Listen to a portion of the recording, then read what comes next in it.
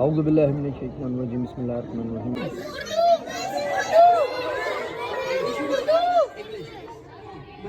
We should start with Urdu. Okay. औज़ु बिल्लाहि मिनश शैतानिर रजीम बिस्मिल्लाहिर रहमानिर रहीम। I welcome all of you with Islamic greetings। अस्सलाम वालेकुम। This is me Mohammad ज़हीन Khan और आज मैं मौजूद हूँ पाक तुर्क मारिफ इंटरनेशनल स्कूल्स एंड कॉलेजेस में एज अ जज। एक डिबेट कंपटीशन है, उसको जज करने के लिए यहाँ पे मौजूद हैं। लेट्स सी क्या होता है थ्रू आउट द प्रोग्राम। मज़ा आने वाला है। काफ़ी यंगस्टर्स जो हैं वो काफ़ी एनर्जेटिक हैं और डिबेट और ये स्पीच कंपटीशन जो हैं ये इंसान का कॉन्फिडेंस को बूस्ट करते हैं और मैं समझता हूँ कि ऐसी एक्टिविटीज़ होनी चाहिए। और जिस स्कूलिंग सिस्टम में मैं मौजूद हूँ आज पाक तुर्क मारिफ स्कूलिंग इंटरनेशनल स्कूलिंग सिस्टम, ये one of the finest schooling system है कराची के हवाले से।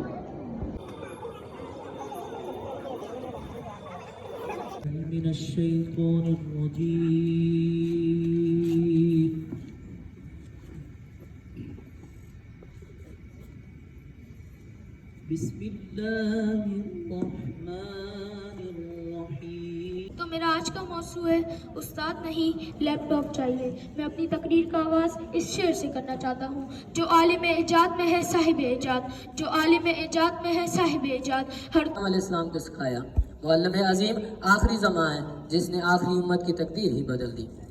बगैर उस्ताद के इल्म तुम्हें अबू जहल बना देगा। इल्म बगैर दोस्तों, आज का मेरा मौजू है उस्ताद नहीं लैपटॉप चाहिए। दोस्तों, मेरे नज़र में एक चीज़ जो जज्बात से हारी है, किसी की ज़ाहिनों की चाहत से करारदाद पेश की गई है कि मुझे उस्ताद नहीं लैपटॉप चाहिए, लेकिन पुराने ज़माने के बोसीदा ख्यालात की आमी इस आमद पसंद कहेंगे। अगर आज मैं फेसबुक और टिकटॉक के जरिए पढ़ने वाले मनफी माशरती और मजहबी रुझानात की बात करूं तो मैं तर्ज कोहन पे उड़ने वाला मजनू कहलाऊंगा। जनाबे वाला चोरी, लिम की चोरी, क्या इन तमाम गैर इखलाकी हरकतों को टिकटॉक ने जन्म दिया या हमारे माशरे में पहले से मौजूद है? नींद से इनको जगाया तो बुरा मान गए, आईना इनको दिखाया। बात जब आज़ादी पर आती है तो मेरी आंखें उस जुल्मत के अंधेरों में डूबकर उस मंजर को याद करती हैं कि जब हर तरफ सन्नाटा और शोर ही शोर होता है।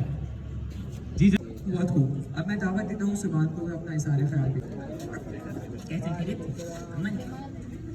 मेरी तकरीर का मौजू मुझे इस बात के लिए मजबूर कर रहा है कि मैं आज इस मिसरे की हकीकत आप सबके सामने बयान करूं। रहा है जनाबे अली, मेरे दोस्तों की शोला बयानी, लफ्जों की रवानी हकीकत के मुनाफी और शहर बयानी पर मुश्तमिल है। किस्से पारीना आने में नाम आजादी, ये मेहरुमा, ये तारे, ये बाम हफ्त अफलाक, बहुत बुलंद है इनसे मकाम आजादी। जनाब सदर, आज जो करारदाद पेश की गई है बाजी चाहे अतफाल है दुनिया में आगे। सदर जी बकार, इस दुनिया में इंसान आजाद पैदा होता है, लेकिन कुछ खुदगर्ज लोगों ने सारे माशरे को अपने हवस का कैदी बना दिया है। और ये हुए सूरज ने कहा कि कोई है जो मेरे बाद रोशनी करे। गरीब की झोपड़ी में जलते हुए दिए ने कहा कि मैं कोशिश करूंगा। जनाब सदर, मैं गरीब की झोपड़ी में तिमतमाता हुआ दिया आज इसी वान को अफकार से मुनव्वर करने आया हूँ। अस्सलामुअलैकुम वंस अगेन। और we have finally done with the Urdu debates और अभी उर्दू डिबेट्स के बाद कुछ ब्रेक है और अभी हम जाएंगे इंग्लिश डिबेट्स की तरफ। Our first category is lower secondary section and the topic is the culture of our society is the hindrance to learn and progress. So for this debate, I would like to call Arhan Khokar. Mountains lacerated or dislocated that even if my toes doesn't reach my fingers, but I will not wear slippers while going to my beloved. Your Excellency, Director Sir, Honorable Principal Sir, and distinguished teachers. Assalamu alaikum and very good morning. Assalamu alaikum, respected judges, teachers and attendees. Today I'm going to be talking about a topic named culture. The culture of a society is a hindrance to learn and progress. Let me simplify this. Respected Madam, worthy teachers, and my Assalamu alaikum. My name is Zaka. Today I am standing in front of you to express my views in favor of the society's hindrance to learn and progress. Culture is what? Criticism. Oh my God! Stop this criticism.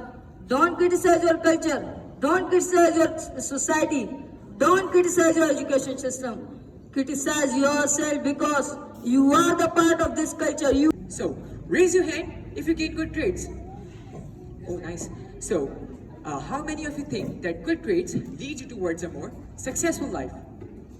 For me, the short answer is no. It would not. It would have been the... Who is the creator of entire universe, honorable teachers, and my listeners and chief guests, Assalamu alaikum. I'm in favor. It begins with the greatest name of Allah.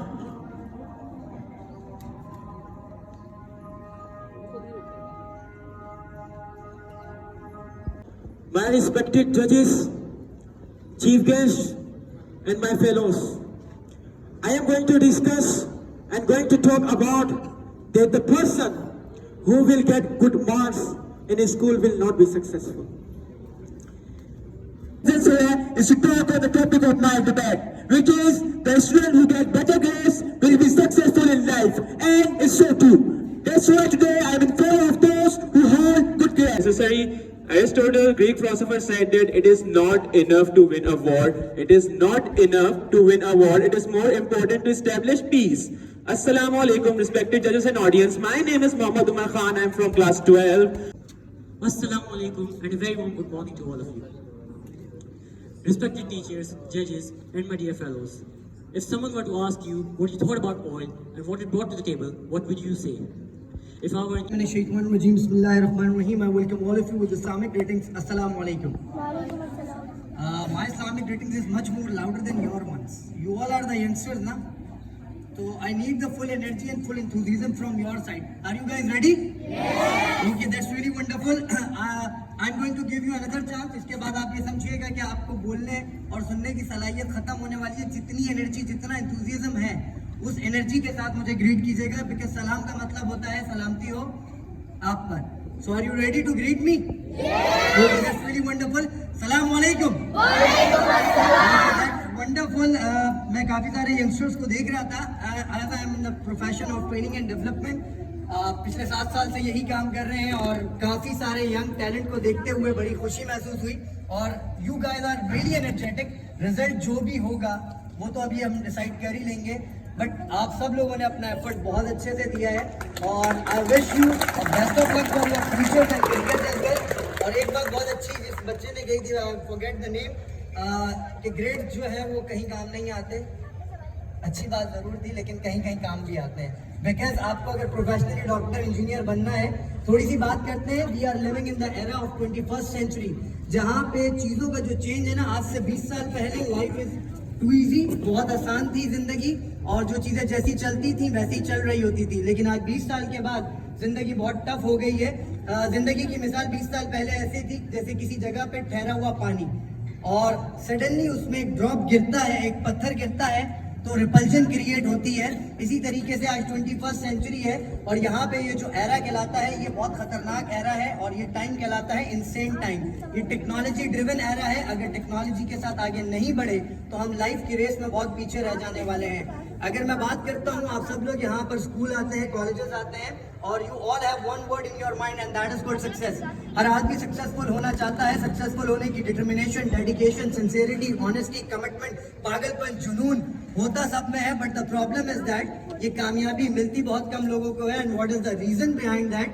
Simple सा reason है, जो कुछ आपको आज इस दौर के लिहाज से करना है, अगर आज आपने नहीं किया तो आप में से 90% लोग आज से 10 साल के बाद वो कर रहे होंगे जो आप में से कोई भी करना नहीं चाहता था. And that is the thing. हम में से हर आदमी दुनिया को तब्दील करना चाहता है, बदलना चाहता है, लेकिन दुनिया को तब्दील करने के लिए जिसको तब्दील करना है that is you. Story share करूंगा, बात समझाना थोड़ा सा इजी होगा. एक बच्चा था 6 साल का, उसके फादर एक बहुत बड़े एंटरप्रेन्योर थे.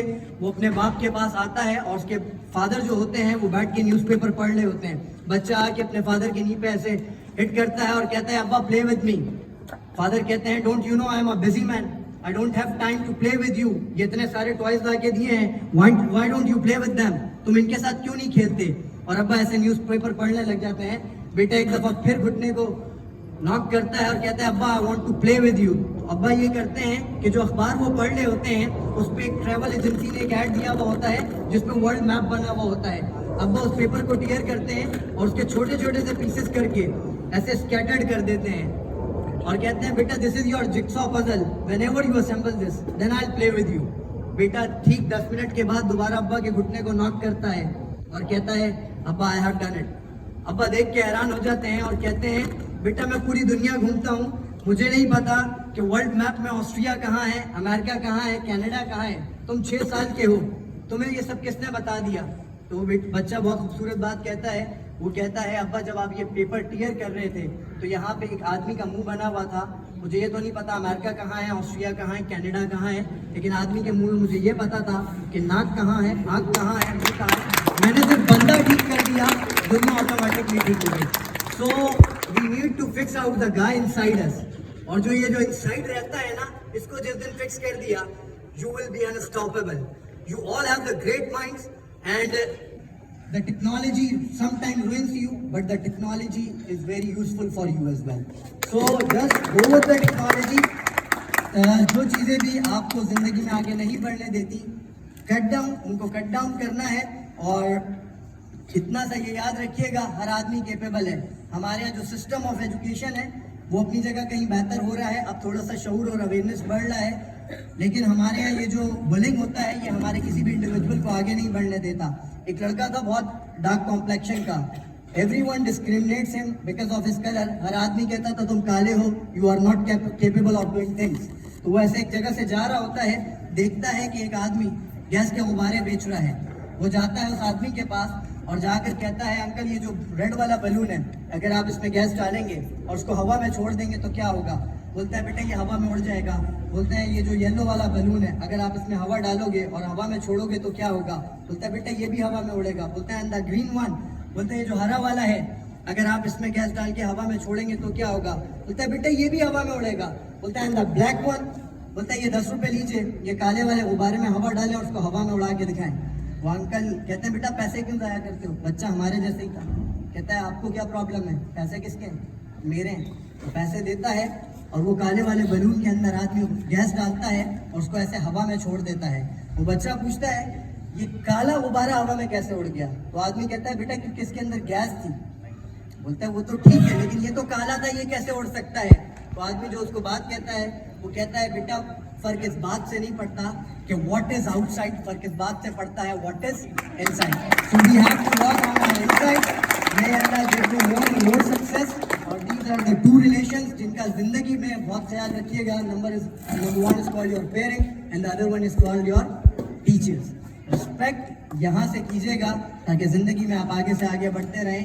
एंड बस इसी शेर के साथ एंडिंग की तरफ जाऊंगा, उसके बाद रिजल्ट्स को कंपाइल करेंगे जब आप लाइफ में आगे बढ़ेंगे। एज द इकबाल सेज कि जब इश्क सिखाता है अदाब खुदा गाही तो फिर खुलते हैं गुलामों पे असरार शहनशाही।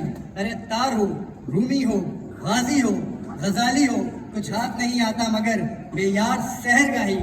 ताहिर लाहूती उस रिस्क से तो मौत अच्छी जिससे आती हो परवाह में बताई।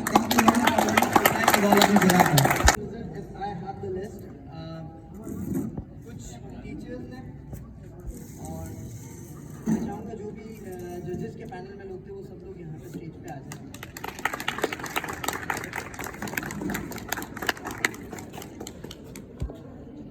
और मैं चाहूँगा सर अहमद और सर शकील भी स्टेज पे आ जाए।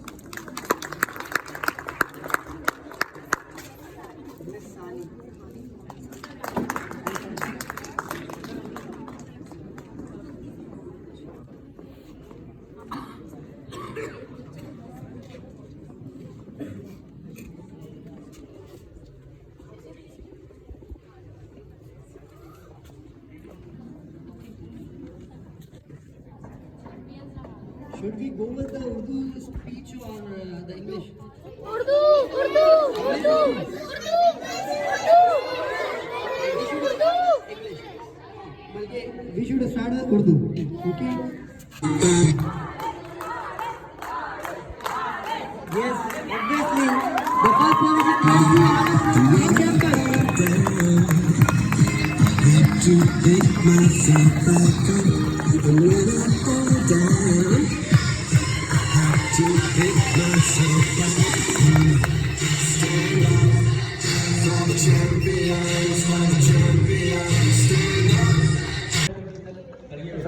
once again. We had a really wonderful time at Park Coast Marak School and Colleges. बड़ा अच्छा प्रोग्राम ऑर्गेनाइज किया था जौहर कैंपस ने, जहाँ पे क्लिफ्टन कैंपस और गुलशन कैंपस भी था. और वी हैव द जजेस गैदर. खाने के बाद जो है ना काम के बाद खाना हो रहा है. So it was a great thing और मुझे उम्मीद है कि व्लॉग भी आपके लिए कहीं ना कहीं लर्निंग का बायस बनेगा. Thank you very much. और ही इज़ द गाय मी सरवकार is my colleague as well as my friend और he is like my big brother as well. So इंशाल्लाह हम लोग मिलने वाले हैं अब किसी और स्कूल के साथ, किसी और कॉलेज के साथ. और मैं पार्क कोस्ट मारक स्कूल एंड कॉलेज के बारे में सिर्फ इतना रिव्यू दूँगा. One of the finest schooling systems and college system in Karachi. और बच्चे को अगर कुछ केपेबल करना है जिस तरीके से ये काम कर रहे हैं, such a wonderful job. Thank you park coast school and college. Thank you. बड़ी ही मोहब्बत. अल्लाह हाफ़िज़. आप लोग भी अपना ख्याल रखिएगा.